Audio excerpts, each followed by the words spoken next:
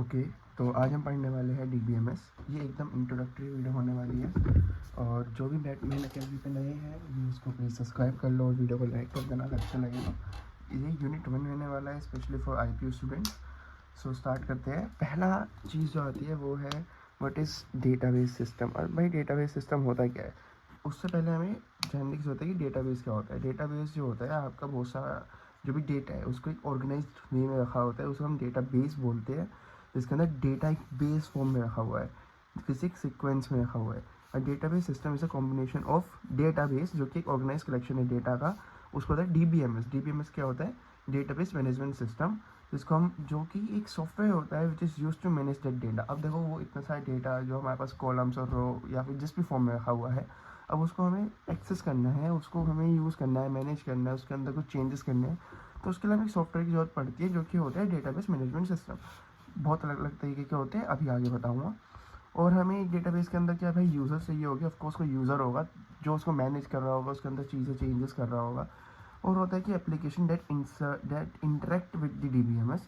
यार कोई ना कोई एप्लीकेशन होगी, जैसे कि MySQL होता है, Oracle होता है, जो कि हम यूज़ करते हैं एक सॉफ्टवेयर जिससे हम DBMS को एक्सेस कर सकते हैं। ठीक है, कंप्लीट इसको हम एक कंप्लीट इकोसिस्टम की तरह समझ सकते हैं, जैसे कि जो कि स्टोर करता है, मैनेज करता है, रिट्रीव करता है डेटा को efficiently.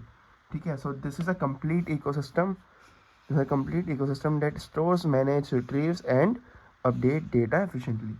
Now what system actually does? अब ये सिस्टम में एक्चुअली कर क्या रहा है, देखो, stores large volume of data in an organized way.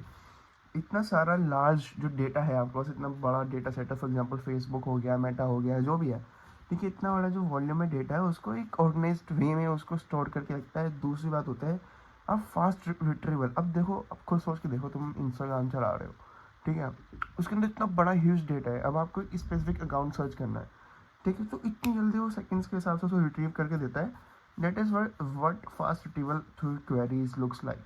Queries क्या होती है वो भी आगे आएगा। Protects data from unauthorized access, बहुत सिंपल सी चीज़ है यार, ठीक है। Ensures data in is consistent and even during errors और क्रैशेस। कंसिस्टेंट का मतलब है यार तुम्हारा डेटा इवन, देखो अब तुमने सुना होगा कि इंस्टाग्राम क्रैश हो गया, स्नैपचैट नहीं चल रहा आज, ChatGPT के या फिर कुछ भी आपका सर्वर डाउन है, तो इवन दो ये इतने बड़े बड़े जो है आपके DBMS आपके मैनेजमेंट सिस्टम से क्रैश हो जाते हैं, फिर भी जो आपका डेटा कंसिस्टेंट रहता है, सेफ सिक्योर रहता है। ठीक है, also allows multiple users to access the data simultaneously. अब एक ऐप है, फॉर एग्जाम्पल इंस्टाग्राम ही है, वो एक बार में एक आदमी तो यूज़ कर नहीं रहा भाई, इतने सारे लोग यूज़ कर रहे हैं। डेट इज़ वर्ड, इसकी एक एप्लीकेशन है ये भी कि allows multiple users to access data. अब एग्जाम्पल आते हैं भाई DBMS के, MySQL, Oracle, SQL सर्वर, इसको मुझे बोलना नहीं आता, इसे भूल जाओ ठीक है चलो आगे बढ़ते हैं। अब आता है पर्पस ऑफ डेटाबेस सिस्टम। अब इसका पर्पस क्या है यार, अब डेटाबेस सिस्टम क्या होता है बता दिया है ना। अब इसका पर्पस क्या है, पहले तो अवॉइड डेटा रिडंडेंसी। रिडंडेंसी क्या होता है, मल्टीपल डेटा। ठीक है, अब मान लो तुम्हारे इंस्टाग्राम पे तुम्हारे दो दो अकाउंट आ रहे हैं, तुम्हारे नाम से 2 3 4 सेम अकाउंट आ रहे हैं, तुम सेम यूज़र नेम नहीं ले सकते ना, है ना। अगर कोई ऐसा यूज़र नेम एग्जिस्ट करता तुम दोबारा नहीं ले सकते वैसे यूज़र नेम। तो वही है, मतलब तुम मल्टीपल चीज़, कॉपीज़, डुप्लीकेसी, इसे बोलते हैं रिडंडेंसी, तो इसको अवॉइड करता है। दूसरा आता है मेंटेन डेटा कंसिस्टेंसी। भाई डेटा तुम्हारा कंसिस्टेंट है, चाहे क्रैश हो जाए, चाहे पूरे सर्वर की जो बोलते हैं ना एकदम ऐसी तैसी हो जाए, लेकिन फिर भी तुम्हारा डेटा सेफ सिक्योर है। अलाउ डेटा शेयरिंग को अलाउ करता है। इन्फो सिक्योरिटी, जो भी मैंने तुम्हें बताया, ठीक है। सपोर्ट कॉन्करेंसी, यानी कि कॉन्करेंसी वही कि मतलब जैसे मैं बताया ना मल्टीपल यूजर्स का, two users edit data at same time won't corrupt the system. मतलब अगर दो या उससे इवन ज़्यादा भी यूजर्स है, अगर वो एक टाइम ही डेटा को एक्सेस कर रहे हैं तो वो करप्ट नहीं कर रहे सिस्टम को। उसके बाद आता है तुम्हारा बैकअप एंड रिकवरी।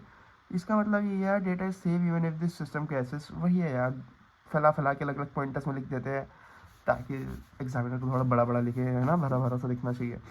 सेम चीज़ को एक कान ऐसा पकड़ रहा है, एक कान ऐसा पकड़ रहा है, वही बात है।